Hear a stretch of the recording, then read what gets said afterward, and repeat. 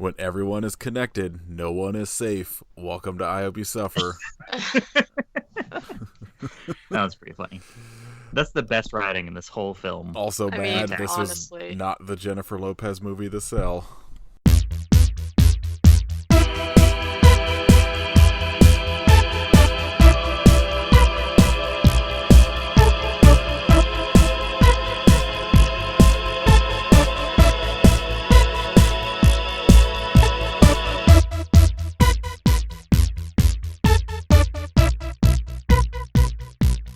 This is episode 132 of I Hope You Suffer. My name is John Cusack, can't act. I'm Tom McCourt. I'm just Katie this week. And this week we watched 2016's Cell. With... I was like, did you forget the name? I accidentally scrolled down on my notes and I was like, wait, what year did this come out? It feels like it was Stunningly, so much longer ago. 2016. Yes, this has big, 2005 feels to it. But we are discussing this Stephen King quote-unquote movie with somebody that has done a lot of not great Stephen King movies at this point. Deanna Chapman from Chat Sematary and 8 other podcast things. Hello, thank you for having me. I have watched many bad Stephen King movies, that is for sure. Where does this rank in the catalog so far of bad Stephen King movies? It's pretty far down, It's pretty bad. I was like, oh no, is this going to be as bad as A Return to Salem's Lot, which is a story that just never happened in any source material ever? I at the first 10 to 15 minutes of this, I was like, okay, I'm kind of in. I like zombie movies. This is going to be a zombie movie, but a weird cell phone thing. And then it just got extremely boring and long, and by the time I hit the end, I was just like, I don't know what's happening anymore. I had no idea that the story was about zombies at all. And then you guys were texting about it, so I was like, oh, okay. I should probably note too that it's not one of my favorite books of his either, so I went into it already not liking the story in general. It's pretty stupid. I mean, it was, I assume, only a matter of time before he was just gonna do weird technology shit. So this feels par for the course, and from the little I know of kind of current Stephen King books, this feels apt for what it would be. I don't know how the movie compares to the book per se, but I did not like this. This is the same story that Sleeping Beauties was. I read Sleeping Beauties, but I haven't read Cell. But watching it, I was like, these are all the same beats, but worse. Yeah, I can't say that Sleeping Beauties is my favorite, but it's definitely better than this story. It's aggressively fine. I haven't read that one just yet, since I am going chronologically. But as far as the book goes for Cell, I did like the book a little more because there were aspects to the characters that we just don't get in the movie at all. Right. Yeah, that makes sense. And with something like this, I feel like it kind of, The Walking Dead's kind of the same way, where I feel like the comic books spend so much time and have more time, I guess, to character build. Mm-hmm. Than even the show kind of does, and that's why I think the comic books work really well. And then the show kind of hit a point after season 3 where I was like, all right, I don't need to watch this anymore. I don't know what they think they're doing. This is not good. All right, why is my notes not working? This movie, unfortunately, starred John Cusack, just not emoting whatsoever at any point. I don't know if he can anymore, honestly. Well, I mean, I like. I will stand. I will be the lone wolf here. I will stand John Cusack and everything. For this, what? What? That's not what you were saying Yeah. yesterday. I appreciate his commitment to Being just a scarecrow. phoning it in and getting paid. I was gonna say this is 100% a pay. It feels like a paycheck. Yeah. I would say Heroic. watch 1408 because that's much better. So we started like talking about him just in general because my husband loves him for some reason, and I've seen a lot of John Cusack movies, and like mostly he's not my favorite, but I did really like 1408, and I like him in 1408, which is like really weird that this is the movie that we're doing. But and then I was trying to think, there was another one. There was like one other movie I like him in, and I can't think of what it was. Hot Tub Time Machine. He gets the forever pass from me for Hot Tub Time Machine. I don't think I've seen that, actually. It's got Crispin Glover in it. Fake losing an arm. Yeah. Oh my god. Yeah, so this is John Cusack, Samuel L. Jackson in a also subdued role where he doesn't have to scream and curse the whole time. Unfortunately. Yeah. Yeah. I mean, Bad. like, he was fine in this. Like, he didn't bother me at all. I also, like, for whatever reason, in my mind, Morgan Freeman was the person in this, and I was like, oh no. I watched Dreamcatcher. I don't need this. Same. Yeah. Directed by Todd Williams, and Stephen King wrote the screenplay for this too. Yeah. Or it was like him and somebody else. That checks out. Yeah, I don't know. Katie, you can start telling us about this extremely bad movie. There's not really a lot behind this, thankfully. So essentially, it's just it's based off of a 2006 novel. So I don't know what. I guess maybe because we're watching. I don't know.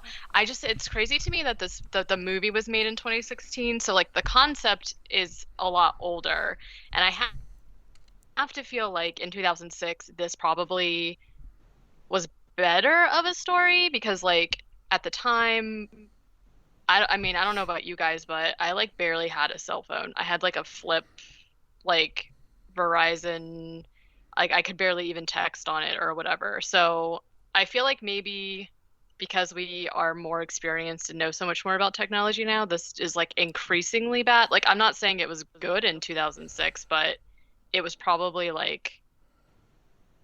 It was more understandable of a story.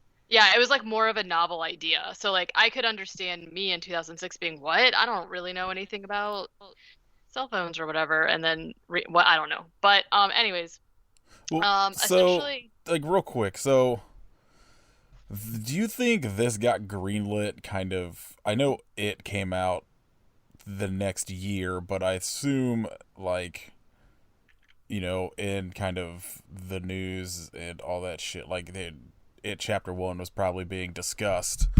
So do you think this was greenlit kind of because Stephen King stuff was like starting to become like popular again? Probably, because originally the movie was supposed to be directed by Eli Roth. Oh, thank God. That did not happen. After Hostel 2, which that came out in like 2007. So this was supposed to be greenlit. This was like supposed to exist like pretty soon after the novel came out. Mm-hmm. And then I don't know, they just sort of like couldn't agree on what they wanted the movie to be, so he decided to step down. And the thing that he says about it is like just so Eli Roth. He was just like, it was essentially just like, I just realized that I really only like doing my things that I rate, and it was friendly because I'm friends with Harvey Weinstein. And I was like, of course you are. So so I think, yeah, because of that. And then the person who actually directed it doesn't have, what is it Tom Williams? Todd Williams. Todd. He like directed directed it after being like picked it up after kind of getting recognition for Paranormal Activity 2. And that's pretty much like he's only directed like 5 movies or something like that. So I feel like yes, because I feel like it was just one of those things that they were like, hey, like we wanted to greenlight this before and it didn't work out. Let's just kind of like ride on the Stephen King thing and pick it up. Also, this guy's interested who is kind of like having a moment right now. So it kind of like all came together. And then obviously didn't work out. But Well, like I only asked because it was like I was trying to figure out the time frame of when this came out compared to chapter 1, because it just like I remember after chapter 1 did so well, like all of a sudden it was like every Stephen King movie's getting either remade or rebooted, or now we're greenlighting all the shit he like hasn't made yet, and right. making sure Deanna could have a podcast for the next 10 Right. years. Seriously, I was looking the other day, and there are over 20 adaptations, quote unquote, in the works right now, and I was just like, oh dear, it's never going to end, is it? Because then at some point it's going to be like, well, we should probably reboot Carrie again. And For the fourth time. Let's do the Shining again. Might as well. Why not? This time, Yeah. Paul Reiser is going to play Jack Torrance. I hope whoever is doing the long walk watches this first and does not do this. That's all I will say. I just feel like I understand that well, first of all, okay, the only other thing I have about it is essentially that fans didn't like the ending of the book. Shocker. So he changed it for the movie because it was like him and someone else that did the screenplay. So I have not read the book. Do you remember the end of it? Yes. Okay. I wish I didn't. Okay. Like, spoiler alert now, obviously we're going to be going through the whole movie, so we'll tell you the ending of the movie, but if for some reason you feel compelled that you're going to go and read the book, skip ahead, because I want you to tell us what the ending that people did not like. What was that? I don't know the exact details still because I tried to block this one out of my memory a little bit, but at the end, he finds a boy who is not his son by any stretch of the imagination, but he keeps calling him by his son's name. And he just, Oh, no. the boy is so terrified of him and hides under the bed when they're sleeping at night and all of these things. And it is just such a bizarre ending because you're definitely like, dude, this is not your child. This is not his name. And I didn't really care for the movie ending either, though, to be honest. I mean, I still least... don't even know what the movie ending was. No, we'll get there. At least, okay. How much of this movie content is actually taken from the book? Like, did they make besides the ending? Did they make other stuff up, or is it like pretty much just like snippets? It's more so that they left stuff out and made some minor changes. Like in the book, Denise was pregnant. She didn't already have a child. Oh. Okay. And the construction guy who is with her, I don't think that's how he died either. He definitely is involved with explosives in some capacity. But yeah. Oh, some of the changes they made were really strange. Was that but he like is the a guy graphic that novelist. blows up his head or whatever? So yeah, that guy was something. Yeah, we're all speechless. It was that bad. It was something. That's the only way to put it. And I think, well, one, as you all know, I'm going through these books so quickly that everything gets jumbled in my head like 2 books after I read it. So with Cell, I just really remember that we had a lot more time learning about the characters. And like there was this whole aspect with Alice where she was taking her trauma and like carrying it around as this Nike shoe. Oh. And that's like nowhere in this at all. And in the book, Tom is a gay character, which does not come up at all in this. And there's just so many changes that I think really helps you understand who the characters are that don't exist in the movie at all.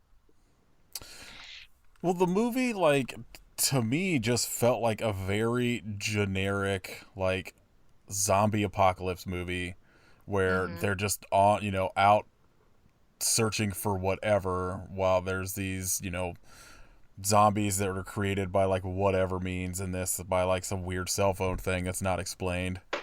And then, like it feels like somebody was like, well, I want to make this zombie movie, but I'm gonna add this like weird nonsense Stephen King twist of like, so this dude's writing a graphic novel, and for some reason the villain in it is real, and then all of a sudden phones are turning people into zombies. That is not explained. So here you go. Yeah, that's why I was like thinking when I was watching this, I was trying to remind myself like when this source material came out, because in my mind I'm like, okay, I guess if I didn't understand how phones worked, this could be kind of scary to me. But like everything, okay, let's just talk about it because it's just stupid. Like oh, but to your what I was gonna say is like, yeah, the thing that's like weird to me about this movie is that the characters meet and are instantly like best friends, and there's like no reason really behind it because we don't get any character development, and also there's no character development. Like nobody has any personality, so it's weird. But here we go. So essentially, this movie starts at an airport, at the Boston International Airport, and we get like 10 minutes of like airport stuff, and including somebody walking on airport carpet in their bare feet, which really grossed me out. I mean, that happens at every airport you go to, so that checks out. On carpet, though? Yes, I'm Also- not saying it's not gross. I'm just saying that's realistic. It's the one realistic thing in this movie. Who are you? Who's wearing their shoes without socks to the airport? Number A one, lot of people, because they will then take their shoes off on the airplane and just have their bare feet all over the place. That The is worst. with your so toes. gross. I can't. No. No thanks. If I saw that, I'd be like, excuse me, I need to get off this airplane. I can't deal I with that. can't believe you haven't seen it. Honestly, I haven't flown a lot, so thankfully it probably happened on my flight, but I just didn't have to see it. Thank God. So we're introduced to John Cusack's character. His name is Clay in the movie, but I just wrote John Cusack the whole time. Well, JC, John Cusack. So that's probably what I'll call him. And here he is he just like at this point looks the same in every single movie. He's like wearing all black, and also he looks like a scarecrow. I just like don't know how else to describe what I think he looks like. And he is calling his ex-wife, question mark, maybe he calls her his wife later on, so I think they're just separated. And he tells her that basically he like had a business meeting and he is getting a deal where somebody bought what we find out is his graphic novel, but he just calls it The Night Traveler. And at this point we have no idea what that is, but who cares? So he's getting the whole deal, he's getting the whole package, he thinks. He talks to his son on the phone for like 2 seconds because then his cell phone dies. And then we get like 10 minutes of him walking around trying to find a plug to plug it in, and he can't. now that's realistic. Yeah. Seeing all these like scenes of the airport just really stressed me out too. I don't know why my voice is echoing. I don't know what to do about that. So essentially he uses. This is so distracting. What? I don't Can hear it. You don't hear it? Do you guys hear it? I do. Yeah, What the heck? I like it. I like the new robot cake. Does somebody have like their sound really loud or something? No, I mean I'm through like headphones, so Yeah, Yeah, me too. same. Oh my God. Okay, well, sorry if it comes through on the recording. I don't know what to do about it. I'm just gonna try We'll and power record through. over her. One of us will record everything that she says again. Okay. Nathan, do a Katie impression. I'll just edit out all Do of it. your talking and just put in dialogue from this movie. Okay. Okay, so essentially he can't charge his phone, so he uses a payphone. And which also doesn't make sense because he gets through to his wife or whatever, but then immediately has to put in more money. And I was like, that's not really how it works, but sure. Um, so basically there's like all of these people in the airport are on their cell phones and they just start like spazzing out and like shaking and foaming at the mouth and they're like attacking each other and like people are screaming and there's like pandemonium and chaos and then John Cusack just casually kills some dude. Yeah, Lloyd Kaufman goes running by in a Hawaiian shirt. I was looking and I didn't even see him. He like runs by and says something to John Cusack and then just keeps running, and it's very strange. I don't know why he's in this movie because I can't figure out who he has a connection with that's like in this movie. It's very weird. He was What just if like him and John on Cusack set. are best friends? I hope It not. could be. He was just like on set and he was like, here's my chance. He just like ran in front of the camera and they were like, might as well leave it, right? If he would have done that, he would have Um, 100% had like a Trauma or Toxic Avenger shirt on to promote something. that would have been so funny. What if his Hawaiian shirt was just like the Trauma logo, like A lot. repeated on it? Oh. Yeah, so this guy is like attacking a girl, and I don't know what the thing he's holding is. Maybe it's a paperweight or something, but he just like busts this guy's head open and kills him. And I was like, well, Oh yeah, I forgot. He's got that weird Cash. like sphere thing that like they show a bunch that I was like, oh, this is definitely going to be something later, and then it's just gone. it was something to kill Or- somebody with. Yeah. Also, they show a guy biting a German Shepherd. Didn't need, that wasn't necessary. What the heck? Totally unnecessary. Oh man. And then essentially the cops show up and are useless, of course. So, he just is like, all right, I just gotta get out of here. So there's like, he's like flopping around on the floor. He puts his beanie on for some reason. He runs.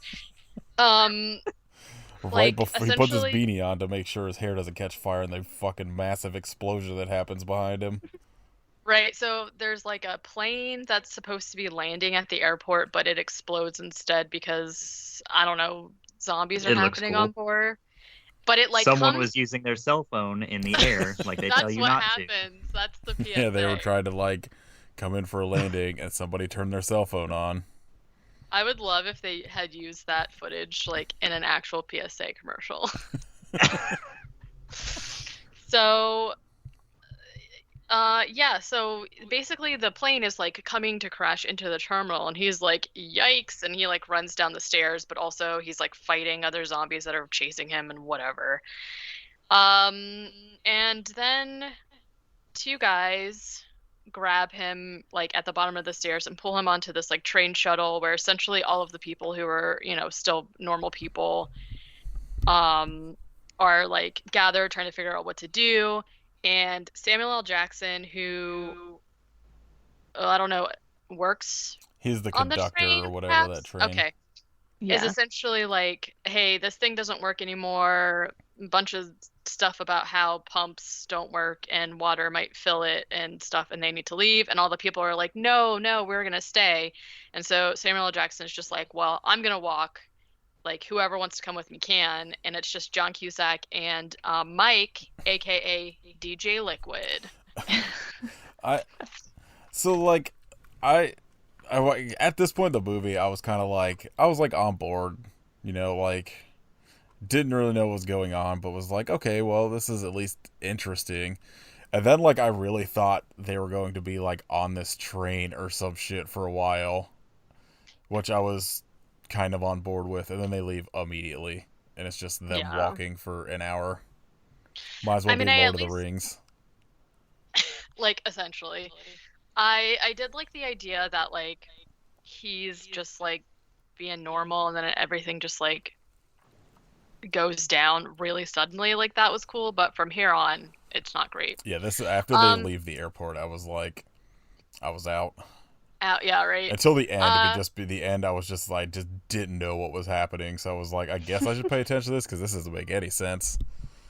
Yeah, so they're just like walking down the tunnel and they're approaching like where the tunnel comes out into like the city or whatever. And they're just like talking and Mike gets axed, so RIP to DJ Liquid already. Samuel L. Jackson, I thought this scene was my favorite of him because he's just like, "Oh shit!" and he's like, his reaction was just really funny to me. They get chased up a ladder. They come out on the street where literally everything is already a terrible mess. And they luckily are right by John Cusack's apartment, I guess.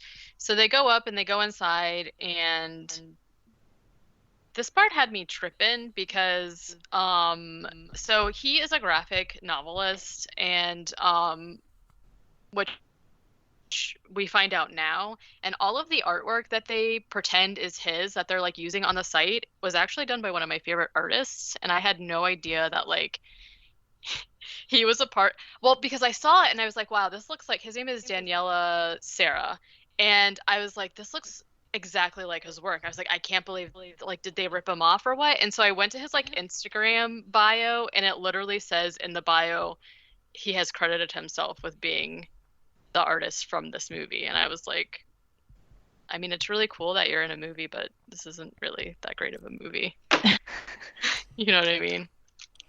But anyways, I was like tripping for a minute. And so essentially, John Cusack is like trying to get a hold of his family, and he's like, okay, well, I'll just text them instead because I don't want to call them and make them zombies, right? So he like texts his son like, hey, y'all good or something? And he gets back a text that's just like a bunch of gibberish, which I thought was actually pretty creepy. But the idea of like a zombie kid just being like blah blah blah blah blah, blah sending him a text was also kind of goofy. Well, I assumed it wasn't him actually sending the text. It was just like whatever's going on with the phones, just like a weird ass message coming through. Yeah. Anyway, he's like, well, they're probably fine, right? So, like, at this point, the son, well, I guess it was his mom's cell phone, but I was like, the son wasn't a phoner at this point. Oh, yeah, the zombies are called phoners. Yeah. We don't know that, actually. Everybody knows that. That's very common slang. We'll get... I knew that before I saw this. That they were phoners? Yeah. I cheated. I read the book. That's right. Would it be that too is much like to such say? a dumb Stephen King like thing to term to use, isn't it? Like, yep. Would it be too much to say that John Cusack phoned this in? I think everyone did, to be honest with you, except for Anthony Keach. Reynolds. Yeah, Stacey Keach gives it his all every performance. For 2 We minutes. stand Stacey Keach. Yeah, right. That was another point in the movie. I was like, all right, I'm back in. And then, like, 2 minutes later, I was like, well, I'm out. Whew.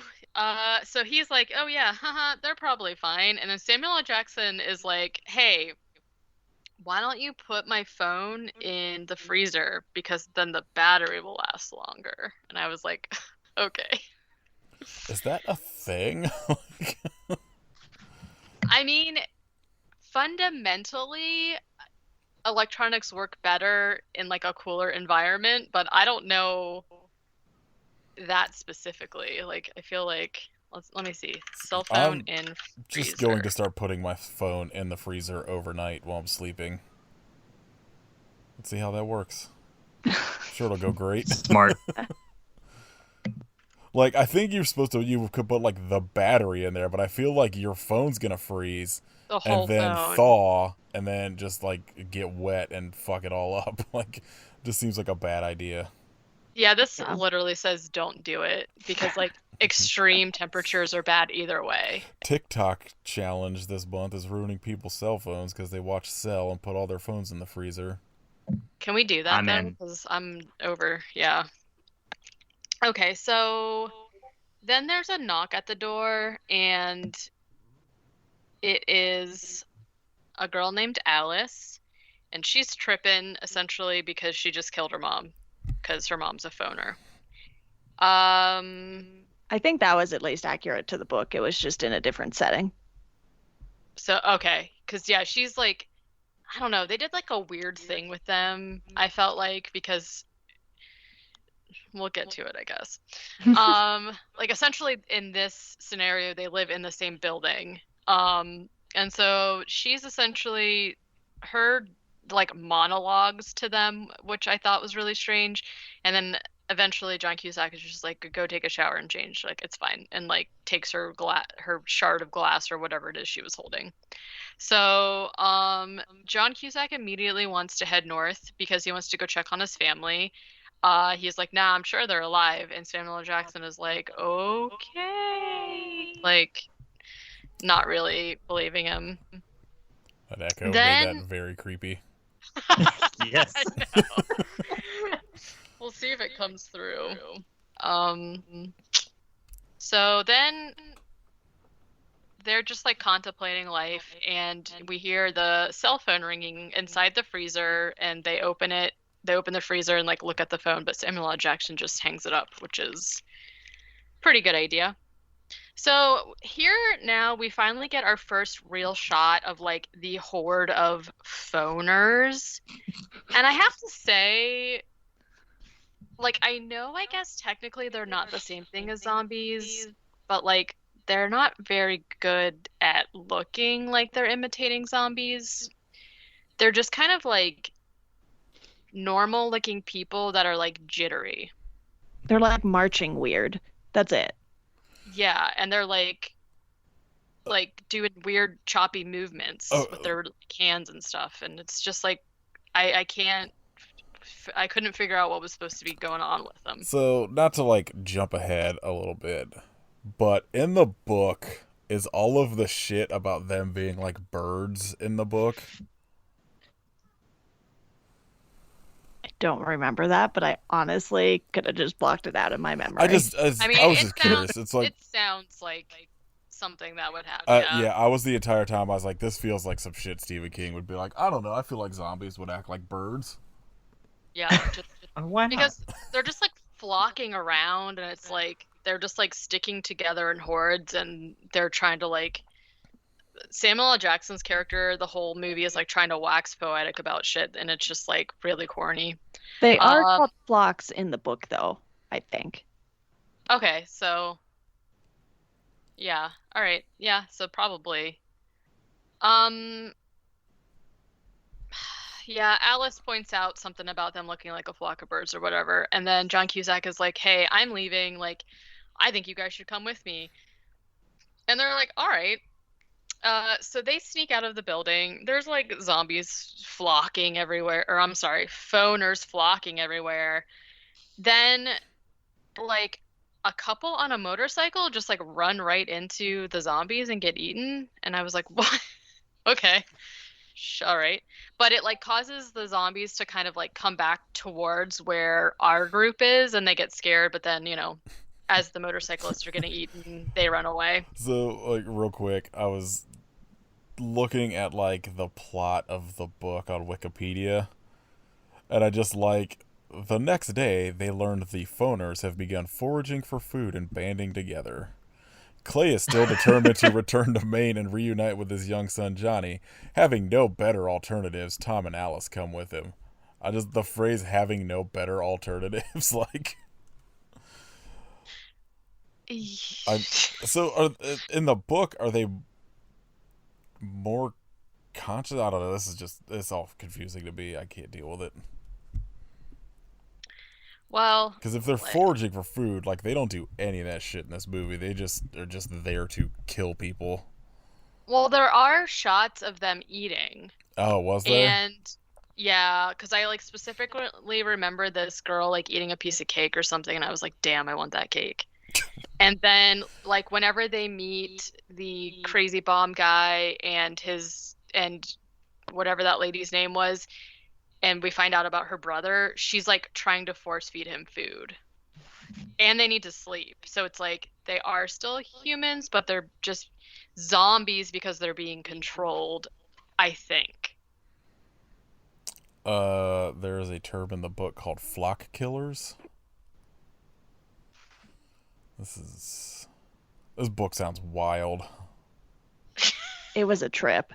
This sounds like some shit that I feel like he would have wrote during the time of him, like his massive like cocaine binges during like Maximum Overdrive. Yeah, and one of the fun things from the book is that the character Ray was written in because of an auction, and this guy's friend was like, "Hey, write my friend Ray into the book," and she paid like $25,000 for this to happen. That's insane. In He was like, "Oh, he's like a doomsday prepper. Sure, I'll do it." Here's another great sentence. En route, He's a construction worker in the book, to be fair. Oh, okay. En route, they learn that as flock killers, they have been physically or psychically marked as untouchables to be shunned by other normies. Wait, what? I'm guessing Clay and Tom are apparently psychically marked as quote unquote flock killers. And so they are now shunned by other normies. Because they kill the phoners. Mm-hmm. Okay. This description Sure. is just full of wild sentences like that this sounds completely insane. Yeah, and in the book at least, Ray commits suicide to serve a purpose, whereas in this, he does it because he thinks they've gotten to him, basically. Yeah, that was everything involving him to me was just like absolutely wild. Oh boy, the description of the ending of the book is something else. Okay, we'll keep that and then we'll have you read it after, like when we do however the end of this movie is just like baffling to me. Okay, so essentially they all run and walk for a long time. Everything is deserted. They're kind of like, okay, maybe this isn't isn't spreading as much. Like, we don't know, because they're just like walking and walking and they're not seeing any of the phoners. They find basically this like NRA guy's house. There's like, "I love guns, guns are life, my other car's a gun," like stickers and flags and all kinds of shit all over. So they basically go in there to get guns. They break in, they take guns, they find that two of the people. I thought that this was gonna go somewhere else. I don't know why, because they like break in and they find what I assume is the wife and daughter of this household, like dead, but like maybe I don't know. So they just take guns. I thought that there was going to be more of like a showdown in this house, but nothing else happens, except for they look outside and they see that there's like a guy just like slowly swinging with a dog, and they like walk up to him like, "Hey guy, hey kid," but he's a zombie, and Samuel L. Jackson shoots him. And the noise of that causes more of the phoners to just like pop out from behind the trees and chase them. And then there's like this really long chase sequence, and finally John Cusack and Samuel L. Jackson are like, "Oh man, fuck this," and they turn around. Oh wait, maybe that's later. Do they shoot a bunch of them at this point? But then they're like, "Oh no, we're trapped at water." I know they shoot a bunch now, but I don't remember anything about being trapped at water. Well, they're like going through the forest and they end up at just like a huge like lake thing. And so they can't cross it, I guess. So they just like hide underneath these like overturned boats. This scene was really strange to me. So all of the phoners run up, and then they all just like stop and like open their mouths really loud and start like croaking and like making digital noises. Like Cyber frog. Essentially, yeah. Some of them are like doing that. Some of them are like that dial-up internet sound, when you were like logging on to AOL, whatever. And then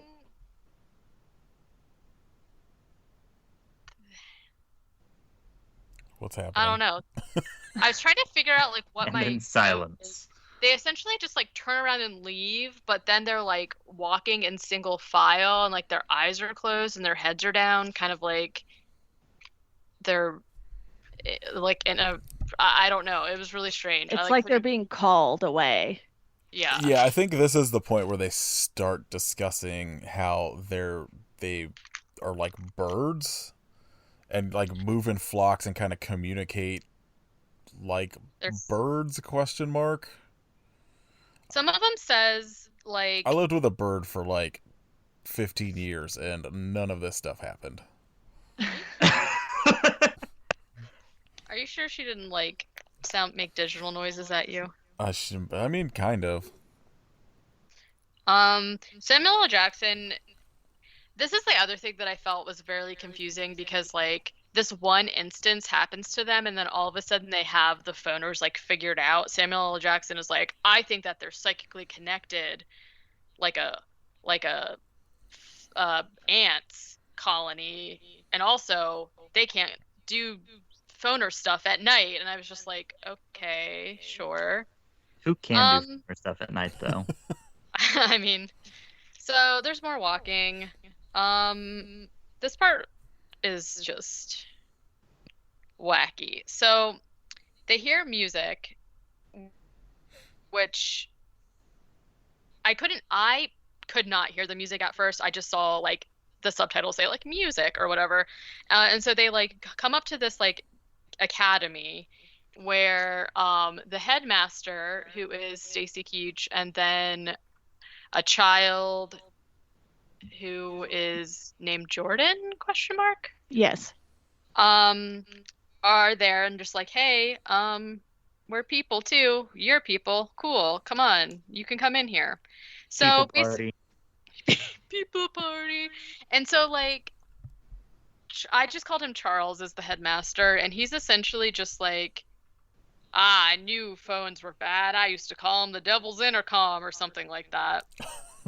And he's like showing them around and they're gonna eat and all this stuff, and essentially he's like, we'll be fine, because like everyone's kind of nervous, right? And he's like, oh, we'll be fine as long as we hear the song playing. And they're like, well, what are you talking about?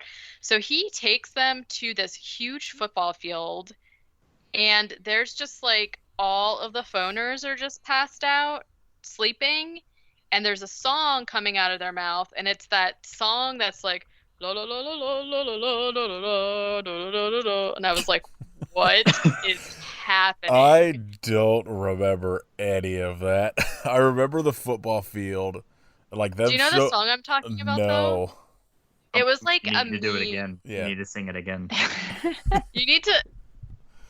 I don't even One know. more time.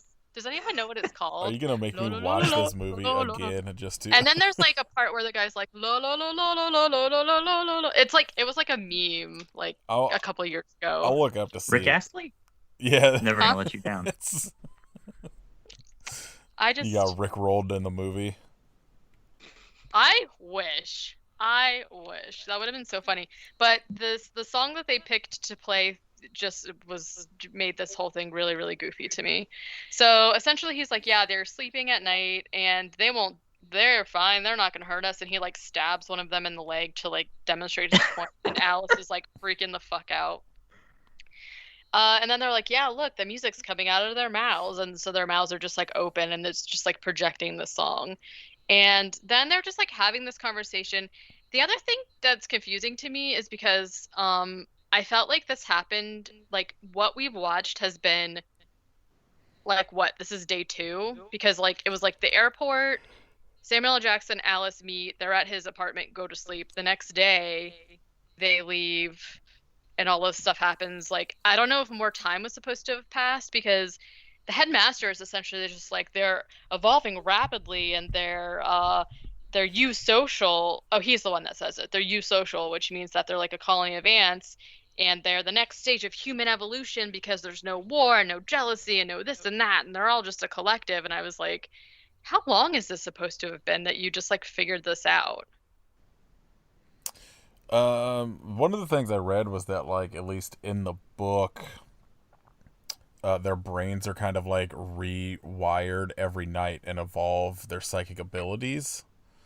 So, like, I don't know if that's supposed to be kind of not explained but happening in the movie.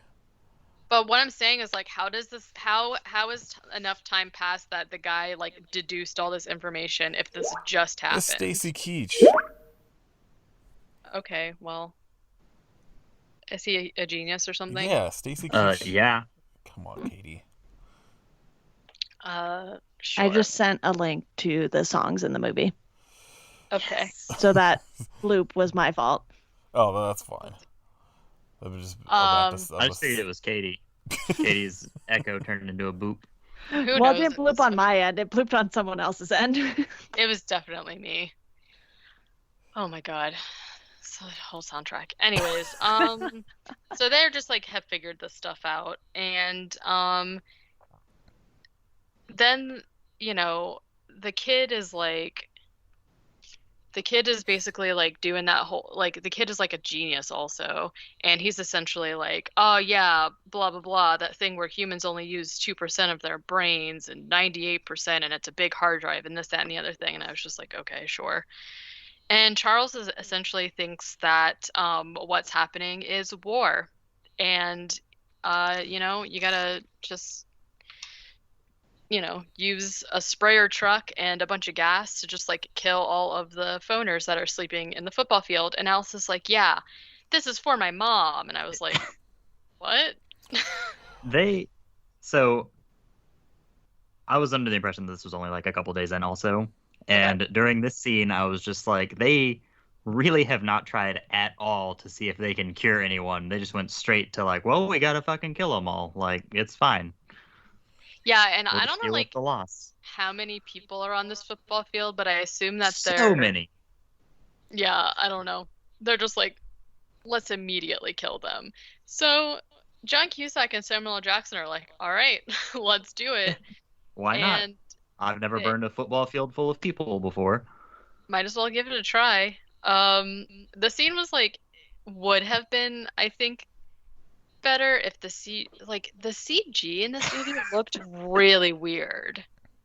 Like, So this song is called Trololo Song yeah, by that's what I said. Edward Kihil, who is a Russian Soviet singer. Yeah. Hell yeah. Sing it again. You should Google the video. He kind of has like a opera-ish quality to his voice that I do not possess, but as I am I not a don't Russian know. man, He but was pretty close. it's pretty good. Oh my gosh. Oh, it's the Russian Rickroll song. So Is it? you did get Rick, just in Russian. This movie's But- a nightmare. Yeah, see if anyone can find information as to why that was the choice for this scene that otherwise it's just like baffling to me. Todd Williams was like, I got the perfect song, guys. My favorite song. I feel like a lot of this movie is baffling because it doesn't even remotely look like a movie that came out in 2016. Not at all. I was shocked when I saw the date, for real. I'm like, did they film it on my iPhone 6 that I accidentally dropped in the toilet? Because that's what it looked like.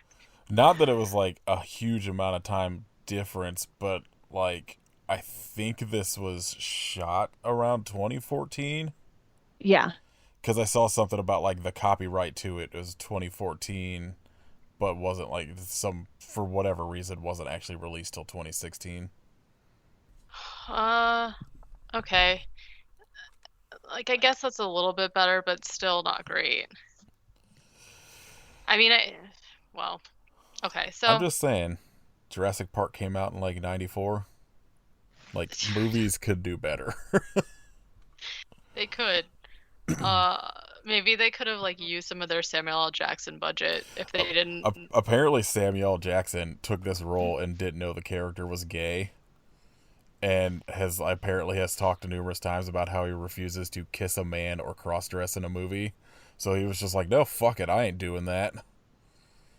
So that's... I mean, did he?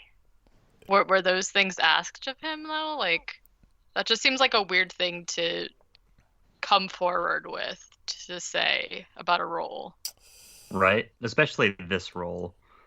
where like they said in the movie that he's like divorced anyway. Well, I So assumed they probably changed that because they got Samuel Jackson and they weren't going to like not have him in the movie.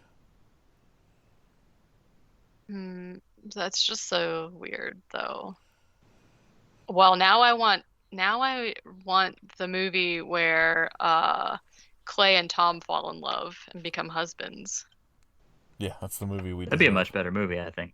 I think so too. Just two actors just being completely monotone to each other, but supposed to be in love.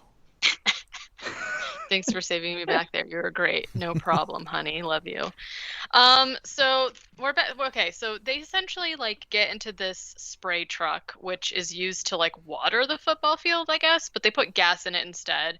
And they're just like driving through the bodies, doing donuts and chugging whiskey and like This was my favorite scene. It was just him and just John Cusack, Samuel Jackson, just driving over people having a conversation.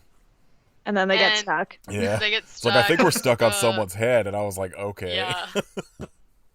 I've never done this before. Really? And then so yeah, I feel like this part would have been like pretty funny if it didn't look so wacky.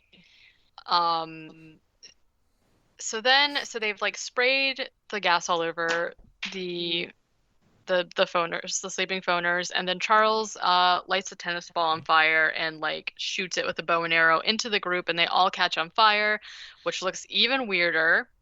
And some of them, I guess, like get up and start running out, and then they just have to like shoot him a bunch.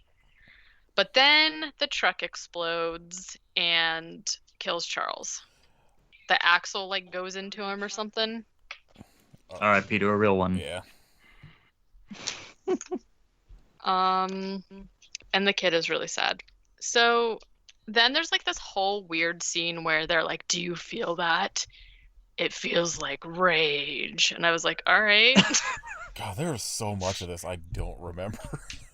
I feel like any of the stuff that kind of happened in between, like big moments like that, like the shit with like the soccer field or whatever, like anything that for in my mind it was the soccer field, and then all of a sudden they came across like Ray. We're pretty much almost there though, because like essentially they just leave the school. They're walking more. Everyone is like resting. And then John Cusack, for some reason, I don't know why I noticed he's like only wearing one glove at this point, and I was like, what is he doing here? And so he is awoken by a noise, and he goes into the bathroom where he sees a lady just giving a phoner a BJ. I couldn't tell if that was supposed to be his wife, because like we saw her only for a second in the beginning of the movie, but I assumed it is. And the zombie guy like looks at him and he's like, "Oh!" But guess what? It was just a dream. It's fine. Then I they all think it was talk. the hoodie man or whatever from his graphic novel, and it might have been his wife, but in the book, Yeah. the character's called the Raggedy Man, and he wears a Harvard sweatshirt. Oh. I'm assuming they were just like, we're not paying Harvard to have a Harvard sweatshirt in here, so he's just wearing a red sweatshirt. Yeah. Right. Okay. Yeah, So this is the maybe it seems like it would make sense that it would be his wife, because it's like, who else would it just be to Right. have like an impact? But although also if I saw anybody blowing this dude, I would be like, this sucks, I gotta go. Yeah, he's like pretty gross. He's like very so like I said, like the rest of the phoners look pretty normal. He looks pretty gross. I mean, He's they're not like they're definitely, they have like blood on them and stuff and have like some wounds or whatever. They look like, they don't look like the quote unquote normies that the They book clearly describes didn't have them. a big enough makeup budget to Yeah. just go out. yeah, no, they just one guy. That's all they Yeah, had. this was it. So basically everybody else wakes up and talk about how they've had these nightmares, and they had all seen the well, I think in this movie they call him the president of the internet, but they see the Raggedy Man. They've all seen him in their dreams, and then John Cusack is like, "Oh my God, he's from my comic book," and they're like, and then they walk outside. Oh, he is the character, and he's also the bringer of the apocalypse or some shit. So they go outside the next day, and there's just like a entire huge pile of burned cell phones, which is weird. It's like right in front of their little restaurant that they were in or whatever. And the two people who have phones at this point, their phones ring and they're like, I don't think so. Then they throw their phones on the pile and leave. Um, they're walking again. They find this tavern that has spray painted on it Cashwhack Nofo. And inside the tavern is like, they basically knock and they're like, we're normies, we're skin bags or whatever. And a guy answers. Inside the tavern, there's an English bartender, a lady who says everybody is cute and is really into Samuel L. Jackson, and then also a guy who has one of those things that you use to talk when you don't have a voice box anymore or whatever. And they basically are like, yeah, Cashwhack is an area of unincorporated Maine where there's no cell phone towers, so everyone's going to go up there. And they're like, okay. And Samuel L. Jackson plays Ringin' My Bell on the jukebox and also sings a song that I had never heard of before about Telephone Man or something. John Cusack is basically just like, just talking nonsense about his comic book to like the guy, and essentially is like, yeah, he's the devil. Also, I never finished the end of my book, because the guy's like, well, how does it end? After he's like, oh yeah, I made up this whole thing, it's all my fault. And he's like, well, how does it end? He's like, I don't know, I didn't finish it. So then there's like a weird montage of like people dancing and like taxidermy animals. And they go hand in hand. Yeah. Also, Alice is like wearing big sunglasses. I don't know what's going on with that. And he basically like, her and John Cusack sort of like talk, and he's like sketching her, and he's just, convoluted like usual. But he's basically just like telling her about how he had a midlife crisis, and like instead of wanting to have a family, he just wanted to listen to like Swedish death metal or some shit. He said Norwegian death metal, which made me very Norwegian. Mad because it should have been black metal.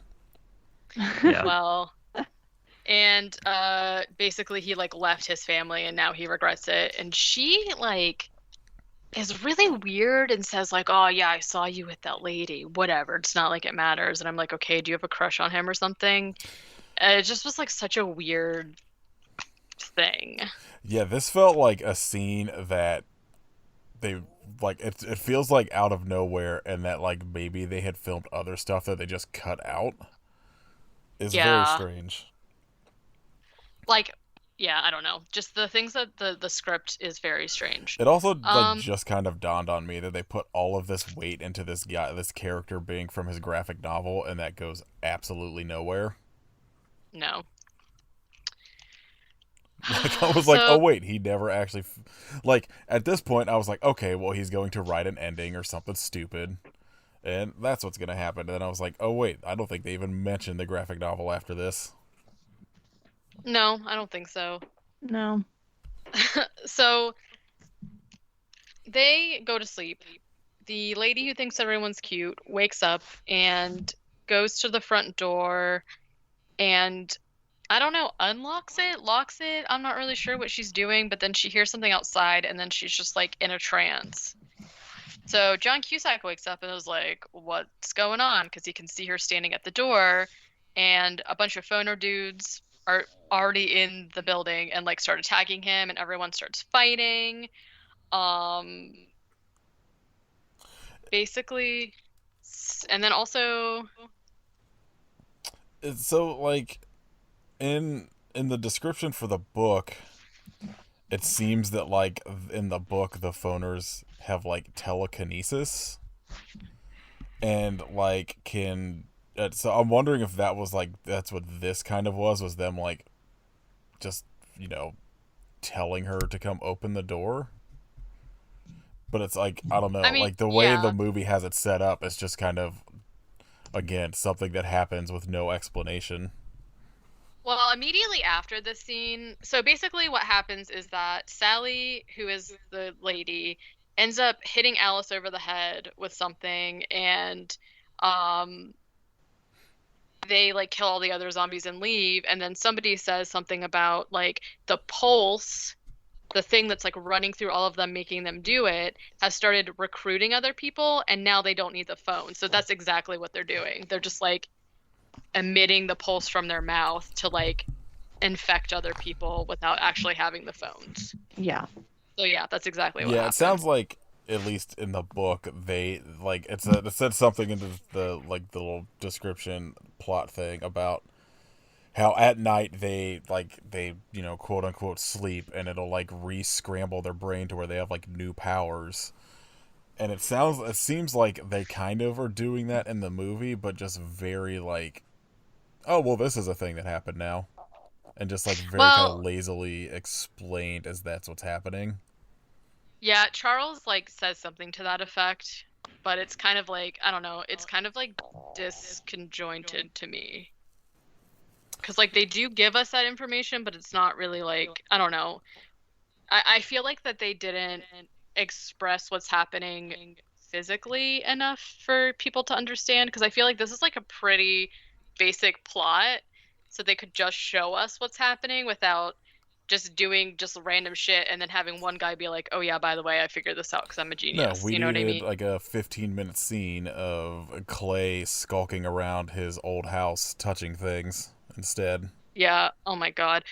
Okay, so finally we are at the part where I wrote they come across this super intense guy from Massachusetts. He's very, very much from Massachusetts.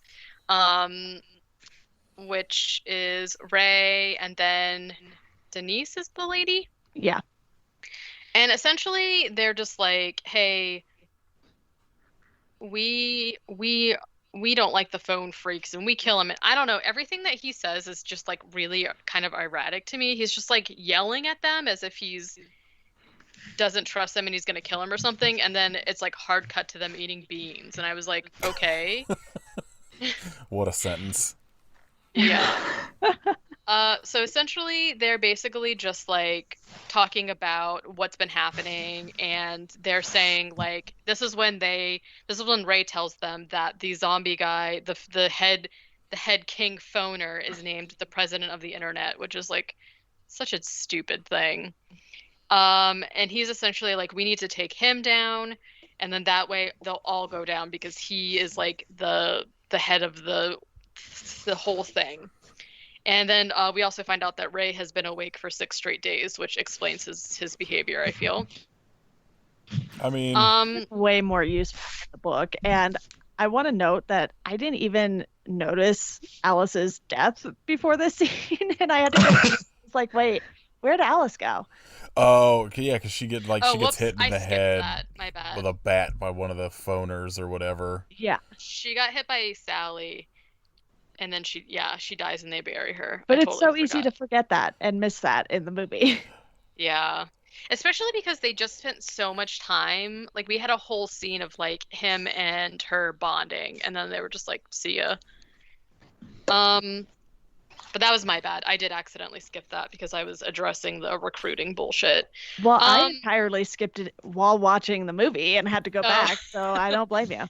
there was just like this weird scene of her like laying down and it's snowing, and she's like, "Do you wanna build a snowman?" And I was like, "What is happening here?" No, no, I do not. Yeah. So basically, we find out that Ray and Denise have been able to stay safe because Denise's brother is a phoner, and they have him like tied up, and he starts broadcasting shit or whatever whenever the phoner flock is near, and they keep his eyes covered so that he can't tell them where everyone else is, but also she's trying to like shove hamburger into his mouth to keep Like, him alive. so again, this is like more shit that like I was like, oh, this is kind of interesting, and then it's just like it's boom gone. Like they just like they Yeah, introduced this like yeah, idea or concept, and I'm like, okay, I'm kind of on board with this. Oh, never mind. Tom just killed him, so I guess never mind with that. yeah. So the brother basically starts parroting John Cusack's son's voice, saying like, "Hi, Dad, are you coming home? Hi, Dad. Hi, Dad. Hi, Dad." And John Cusack gets freaked out and like takes the hood off of him. So Samuel L. Jackson just like shotguns him, and then they leave in an ice cream truck, really, because the rest of the phoners are gonna come after John them. Cusack is real fucking dumb in this movie. Yeah. Like, are we supposed to think that he thinks this was his kid when it starts talking, or is it, like, I don't know, like he does shit like that where like they just use his kid and he's just like makes the worst decisions because he hears his kid's voice come out of their mouth, like he's going to be able to communicate with them.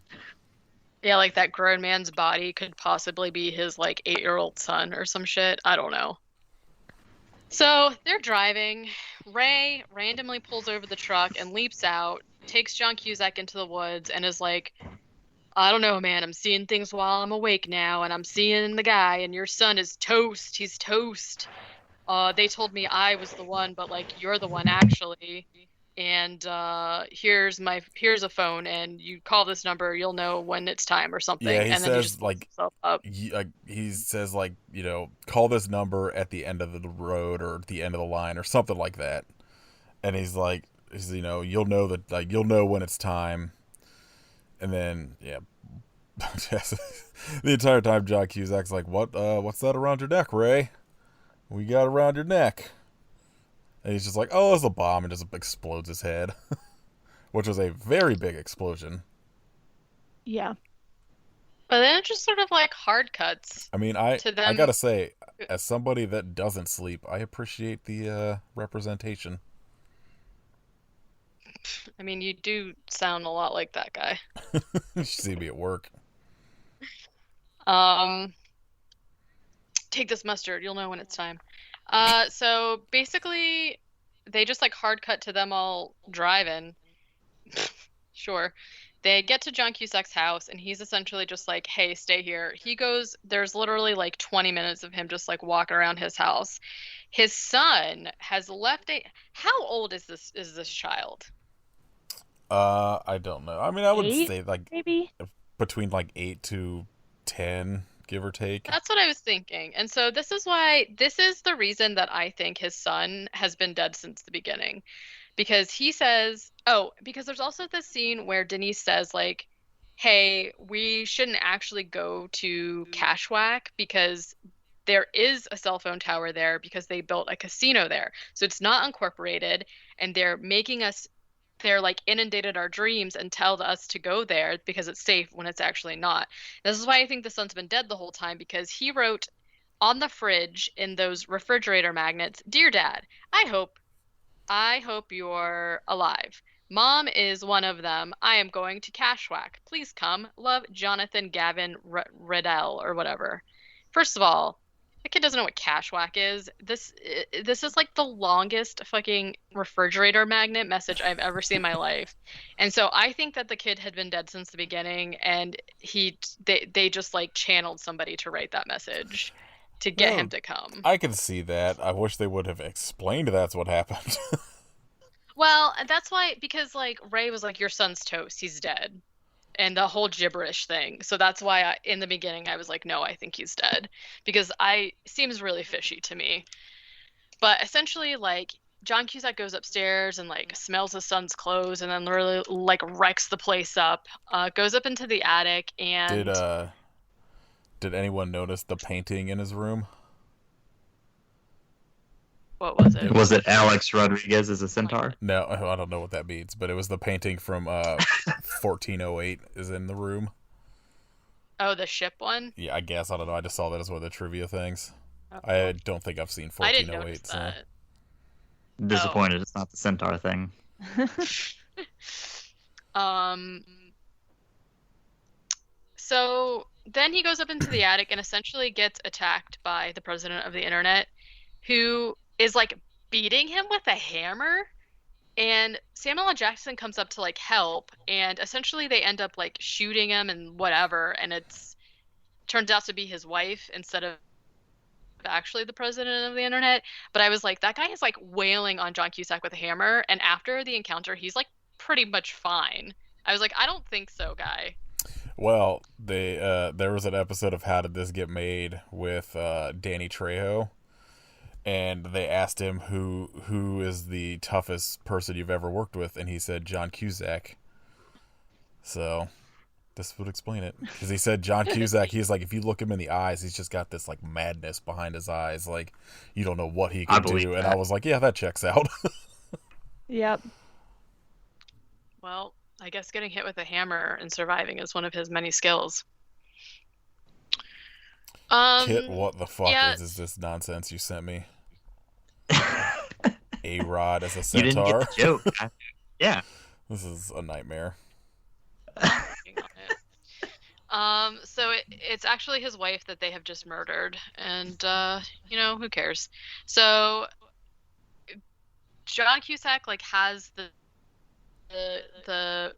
phone, the cell phone that Samuel Jackson or that Ray gave him, and he like puts a rubber band around it.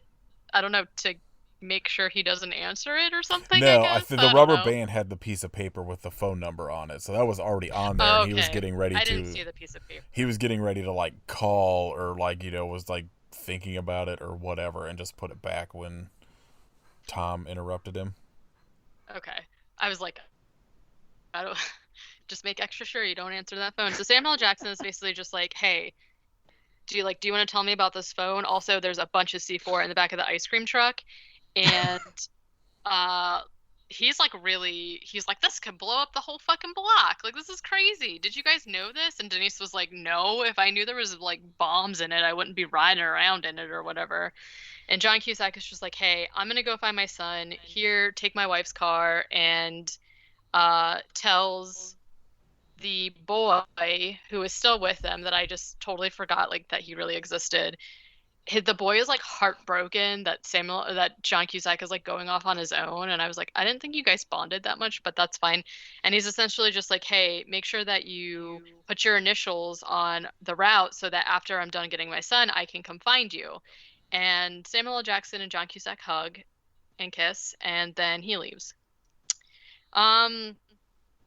So he essentially like takes the ice cream truck and just like arrives at I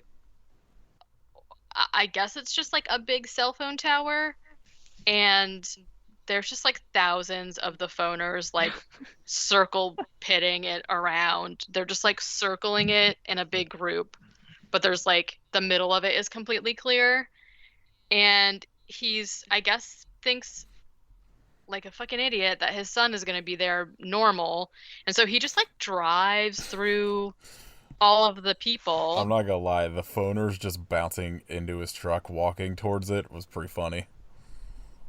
Yeah. He's just like driving on through, and they're just like bloop bloop. And in the middle of the opening is the president of the internet, and John Cusack. I laughed so hard. John Cusack just like floors it and rams into him with the truck, and he goes flying backwards. And I was like, okay, I wasn't expecting that. So then John Cusack gets out of the truck and approaches him, and he does like the president of the internet does like a TV talk at him. He's just like ba-ding, ba-ding, like whatever. And John Cusack just shoots the shit out of him with a shotgun. Then he hears what I assume is his son's voice from the crowd, because I couldn't actually hear the vocal. Like, I couldn't actually hear the voice, but I saw it was like, hi dad, hi dad, hi dad, hi dad, or whatever. And so he is like, my son, and starts like attacking them and stuff. And he's like, for some reason, walking against the crowd of phoners. So he's like falling over and getting elbowed, and there's like all kinds of shit, whatever, for no reason. Because then he's like, I don't know, falls back into the opening where he takes out the cell phone, and then suddenly his son is there, And he's like, "Oh, my son," and he hugs him. But like, there's very obviously something wrong with the kid before they even show his face. Yeah. But then all of the phoners start making noises, and Yeah, they all like look up towards the sky and are just like screeching a noise. Bing, bing, bing. Yeah, and Just also phoning. Yeah. they're doing phoner shit. John Cusack's son also does the noise, and so he detonates the bomb using the cell phone, and there is a huge explosion. And you're like, "Oh man, cool. He sacrificed himself for the good of the world." But then it hard cuts to John Cusack and his son walking through the woods, following the marks that were left by Samuel L. Jackson and that kid, and they're going to Canada on the railroad tracks. But then we cut back to John Cusack, where he is running, really flopping around in the group of phoners because he is now a phoner. The end. Phoned. The movie had as many endings as Lord of the Rings. There were so many times where I thought the phoners were going to break out into the Thriller dance. Oh, I wish. Might have redeemed it for me. Honestly. I do not understand how this ending was supposed to be better. It wasn't. So, to me, if he had found his son and then, like, left and then did the explosion, like, then I would be like, okay, it's him. He's a phoner now, and like maybe what happens to you when you're a phoner is that you're just like living a dream or something, right? So it's like in his dream he thinks he saved his son and there's an explosion and then they're going to Canada, but actually he's just a zombie phoner now. But like the explosion first while they're still there and then this other thing, but he's actually a phoner. Like, how could he have survived the explosion in the dream to be walking around with the sun? That's what makes no sense to me. So it's like the explosion and him walking to Canada, neither of those things happened, and it's so confusing. Right? Yeah. Am I misinterpreting? I mean, that was the way I thought it too. Was that I assumed that pretty much as soon as he got there, he turned into a phoner, and that all of that was just kind of what was playing in his head. Because it's even like after it explodes, like, you know, when the van explodes or whatever, like it visually looks different when it's him and his son walking than the rest of the film. So I was like, obviously I knew that wasn't real, and then it cut back to him just flopping around as a phoner.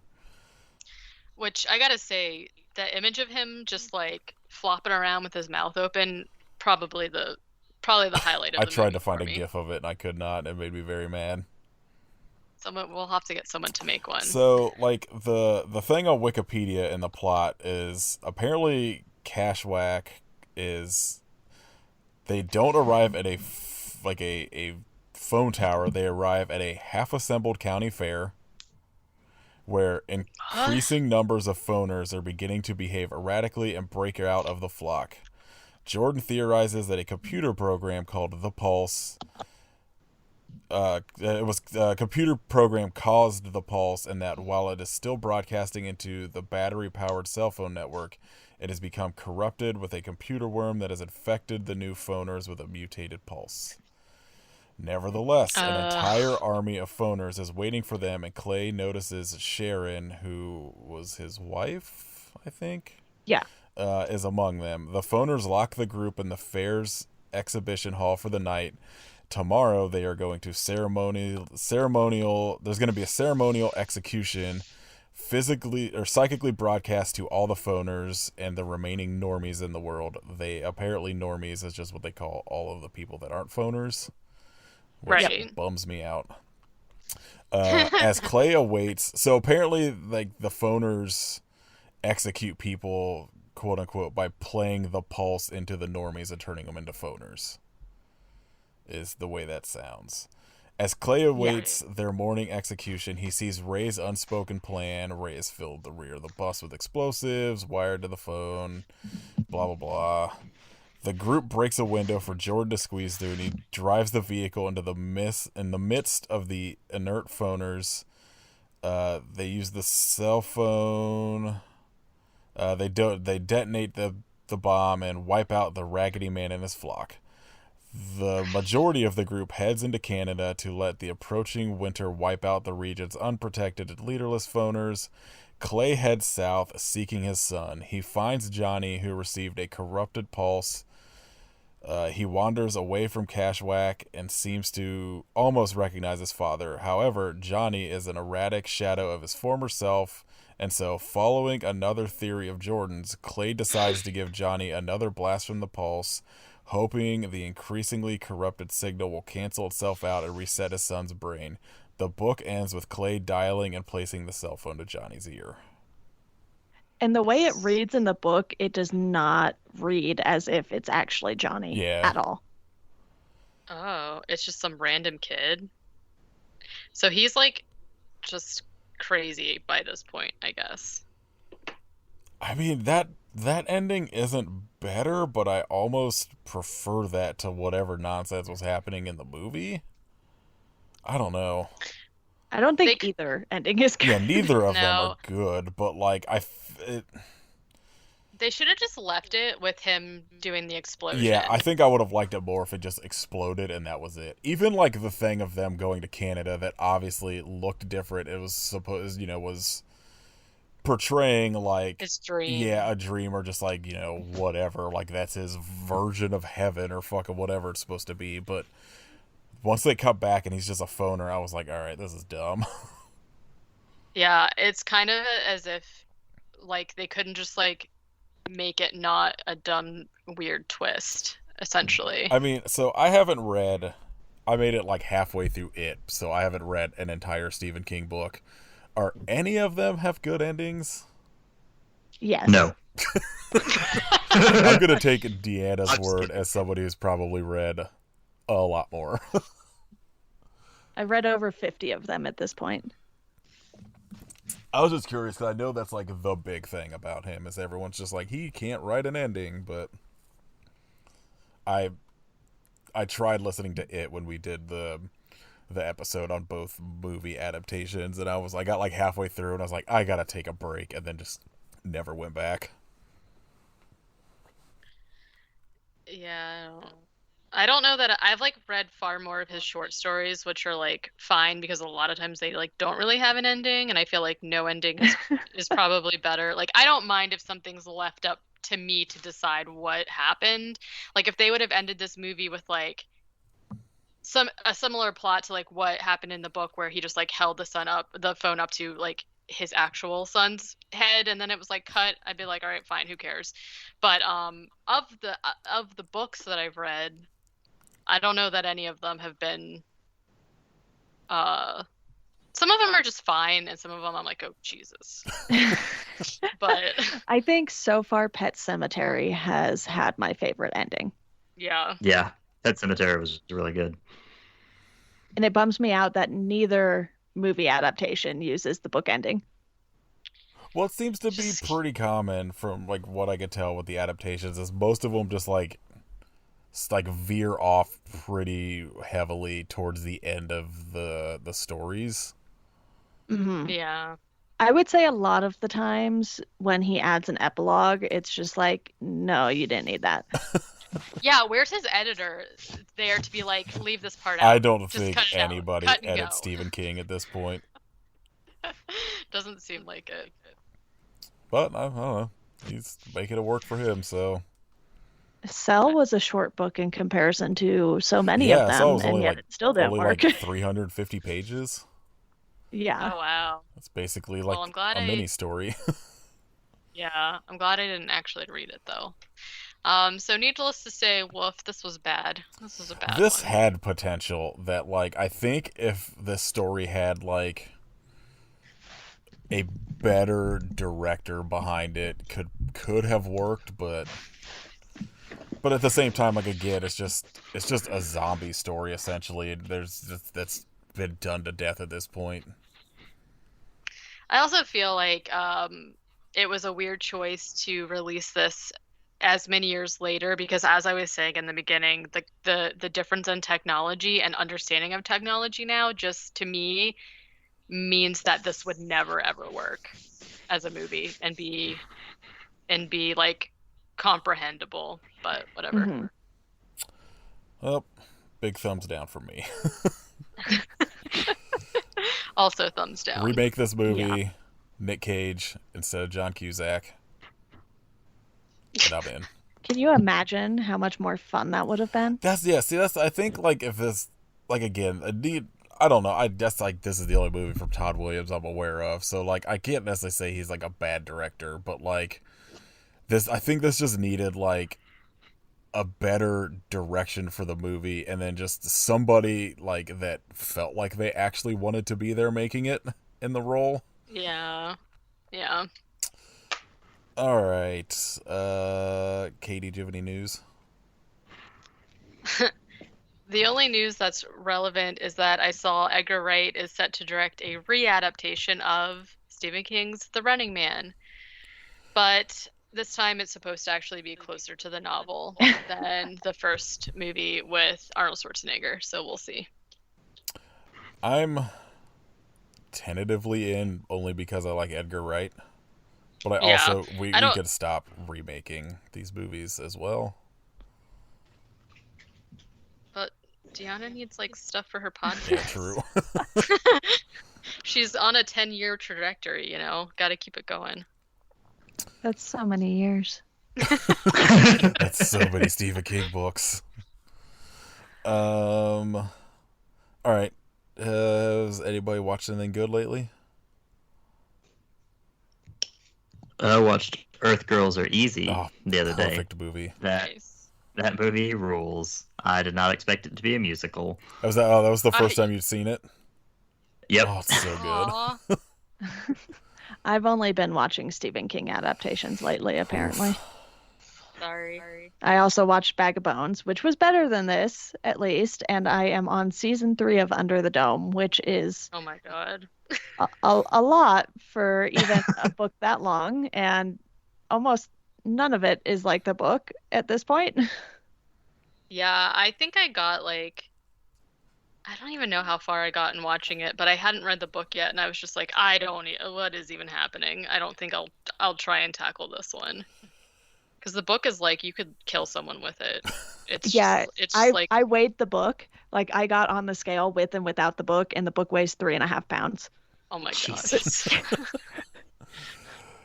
I've only watched shit for podcasts. So like I had to watch 4 movies for something that we haven't announced yet, and that I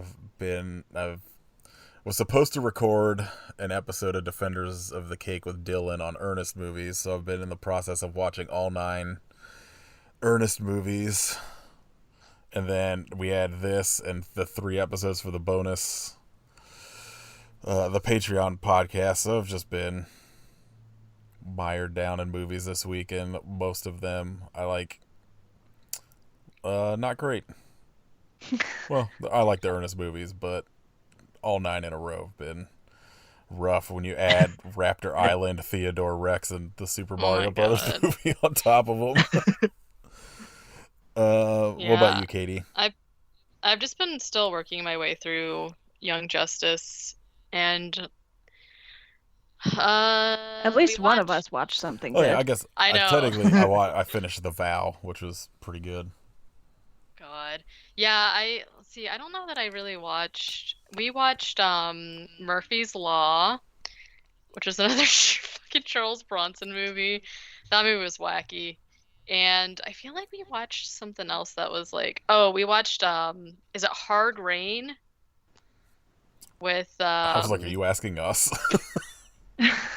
Well, because I always am tempted to say Heavy Rain, which is the game, and so I was trying to like get confirmation that I didn't say the wrong thing. I think it's called Hard Rain. I don't know. It had Christian Slater and shit, who was the other guy? Anyways, it's essentially about like a whole town flooding, and there's like robbers stuff going on, and somebody rides a jet ski through a flooded high school, and it is insane. If you like action movies, it's like way over the top. But that's it. Yeah. All right. Shout outs. Deanna, do you have something you've been like enjoying lately that isn't a Stephen King adaptation? Well, I've been enjoying the book 11/22/63 at least. Oh, have you done that of the adaptation yet on the podcast? I haven't. I watched that way back when it came out, which I want to say was also like 2016, give or take. I don't know when anything happens anymore, but yeah, I think it was like Yeah, you're right. shortly, 2016. yeah, shortly before Cell came out. So I have seen that, and reading the book, I was like, oh, they left so much of the book out because the book is also so long. I really have just been doing a ton of podcast Right. stuff. I've been trying to read some more comics since I subscribe to Marvel Unlimited and DC Universe Infinite, and they get neglected so often. What comics you been reading? I read the Thing miniseries from, I want to say 2008. It's a Dan Slott comic, which I recently learned that he's not the best person to work with in comics, so that was a little unfortunate. But the Thing miniseries was pretty fun. It was kind of like what would happen if Ben Grimm were rich. Yeah, I think I have that. Like, I think I bought the issues at like a used sale and never actually read it. So, It's fun. It's worth a read. It's only 8 issues, so it's not like super time right. consuming like a lot of the other series that I want to read. There was a store before I moved to New Jersey when I lived in Ohio that would do like buy 5 get 10 free or something, and I would buy so Ooh. many comic books that I've just never gotten around to reading. And I think that was like one of the series I ended up finding all of that I just never got to. I saw, Story of my yeah, life. So many things to read and watch. I did see too. Like you'd posted something about. I don't know if you'd started yet, but the Miss Marvel run. Yeah, I have read, I think, all of the 2014 run, maybe, and then they rebooted it in 2015 when they started with all new, all different. But yeah, I lose track of the Yeah, things I do because I do 2 podcasts and now weekly YouTube videos because I have lost my mind. Yeah, I can't even imagine like trying to consume half of the content that you have to. You're quite the trooper. Got nothing else to do lately. I mean, I guess it's yeah, good a time as any. Kit, do you have something you want to shout out? Dave Batista's 2005 WWE Championship run. All right. I, I got my network working Oh, again. you finally So figured out your that's where I'm login. at. Yeah. What about you, Katie? I'm just gonna shout out the artist I was talking about before. He's done like he's a horror artist, and his like main um like what's the thing where you're inspired by it A muse is or like whatever? Inspiration. uh Inspiration. his inst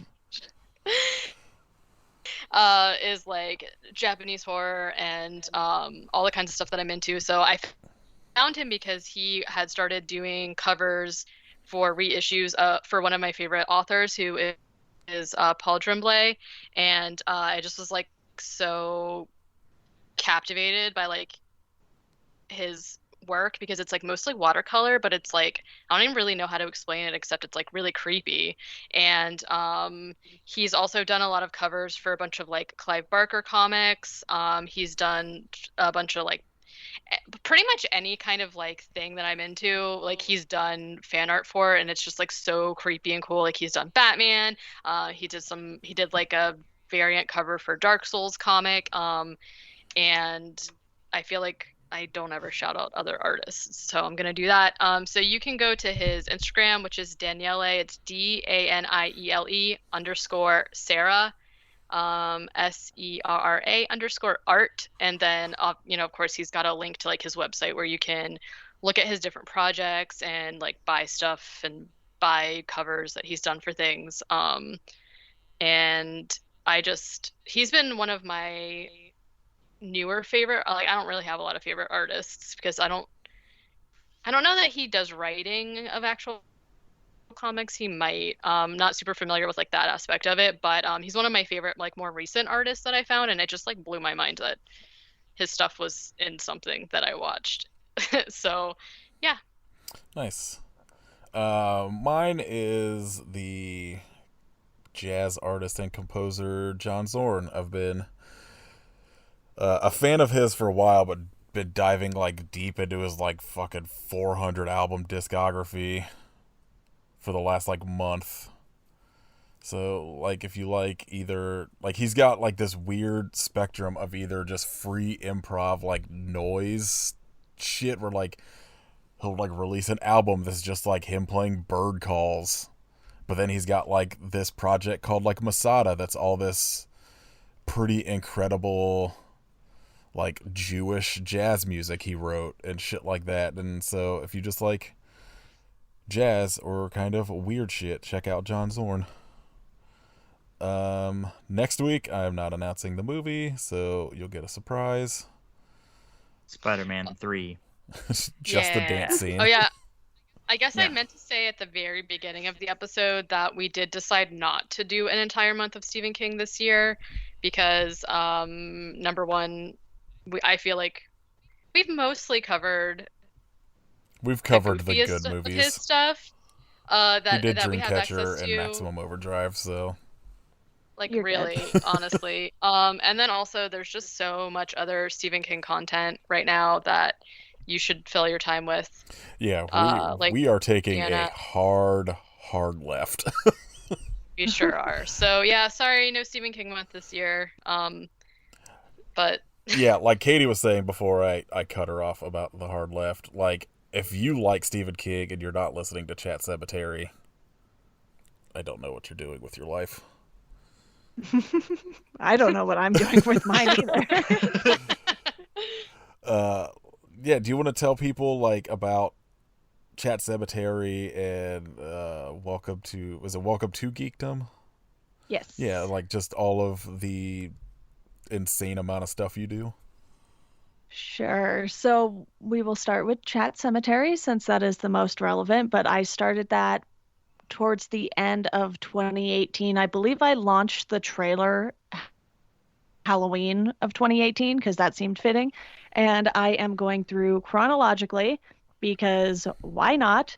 And At I least you am have like covering all of a layout that's not just random. So that's why I wanted to do it that way because when I was living in California, my mom had bought a bunch of the Stephen King books before I was born, and they were just on a bookshelf right outside my bedroom. So I would walk by them numerous times every single day, and I was like, I should read these at some point. So I just kind of commandeered all of them. I was like, thank you. These are mine now. And I had read a handful, like someone had bought me Cell. I think it was my friend's mom. And it was like one of the first Stephen King books someone gave me, ironically. And I had read that, The Girl Who Loved Tom Gordon. We had like the chapbooks for The Green Mile. So I had read those because I was like, oh, these are small and cute. I'll read those. And I was probably way too young to read The Green Mile. But I eventually was like, okay, I need to give myself deadlines because if I don't, I'm never going to read all of these. So then I was like, let me turn it into a podcast.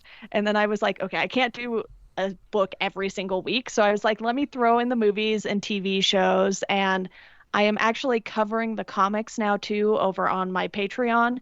And it's so much. There's so much Stephen King stuff. I started making the Google spreadsheet and I was like, oh no, what have I done? But I was did Stephen determined. King have something to do with American Vampire? Yes. Okay, yeah. He wrote the first trade with Scott Snyder. So Gotcha. they like traded off storylines. Each one of them had a storyline in each of the first 5 issues. I love that comic book so much. So I remember I saw you were like covering it, and I was like, I just assumed it was going to be for Geekdom. So Yeah. So aside from my maniacal Stephen King podcast, I also host Welcome to Geekdom, which I started a couple years earlier. So that one's been around since 2016 now, which seems crazy to say. But there that's where I cover a bunch of like the superhero movies and comic books and all sorts of things. I actually got the idea for Chat Cemetery when I had done a Shawshank episode for Welcome to Geekdom. And I was like, you know what? I should just do a Stephen King podcast because I have so many of the books already. Because what happened was my mom had bought through the fourth Dark Tower book, and she had like all of the same size mass market paperbacks. And then I started going to libraries and used bookstores and just filling in all of the blanks from there until the present day. So it's like this nice looking shelf with all the same size books. And then you get to the point where I started buying them. It's just like this hodgepodge of paperbacks and hardcovers and all different sizes. But Geekdom is where I just kind of pick one topic every week and dive into it. Yeah, I remember looking through there's a pretty vast amount of stuff on Geekdom. Like everything from like comic books to like I remember I was gonna reach out and I was like, oh, never mind, somebody already did Carly Rae Jepsen, so Yeah, I haven't done as many music episodes as I would like because I just don't have as much time yeah. to listen to music because I work on podcasts as my day job as well. So I'm usually editing for most of the day and then doing podcast prep once I'm done, with my actual paid podcast work. So it's a lot. Like Katie said, I definitely watch and read a lot of things. I am approaching the point in Chat Cemetery, though, where a lot of it is going to be movie and TV adaptations because in the last, 5 years, basically since 11/22/63 came out, there was like an explosion again of adaptation. So I'm like, yes, the reading will finally slow down and I can read the 800 other books that I have. You guys can't see my office right now, but there are 5 bookshelves in here.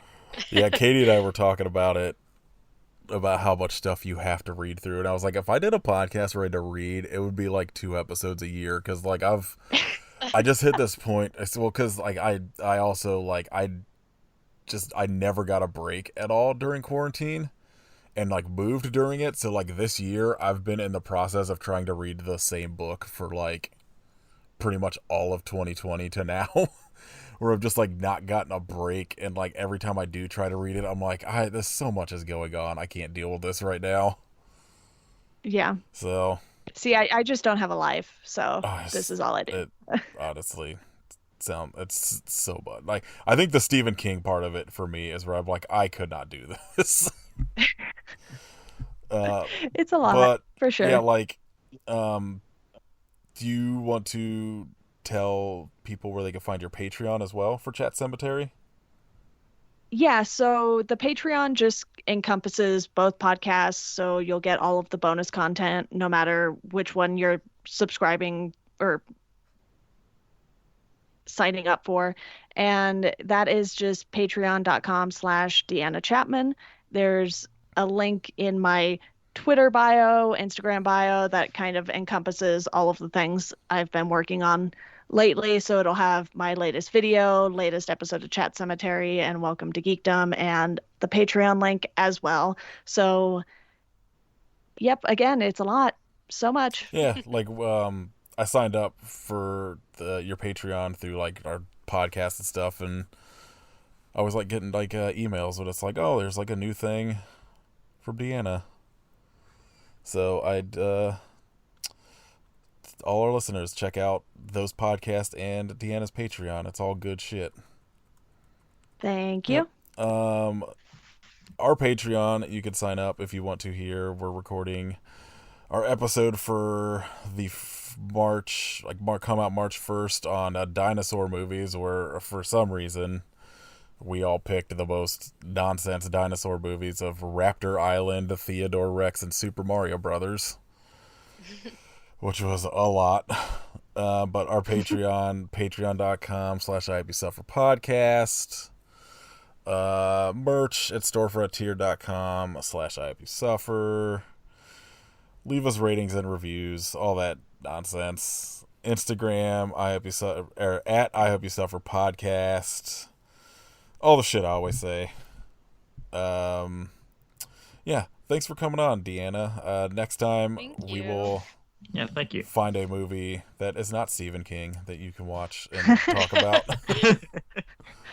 Well, thank you for having me. And yeah, even though there are a lot of bad Stephen King adaptations, there are a lot of non-Stephen King bad movies as well that I would love to talk about. Yeah, we will figure something out and have you back on. Awesome. And you are all welcome on my podcast as well. I know Katie and I are going to talk again, tomorrow? Yeah. Yeah, I think Katie did tell me about that. Yeah, so check out all that shit. Next week, surprise episode that none of us are looking forward to. But yeah, I hope you suffer, but why? Cell phone Oh wait, sounds. I can't. Gorilla Radio.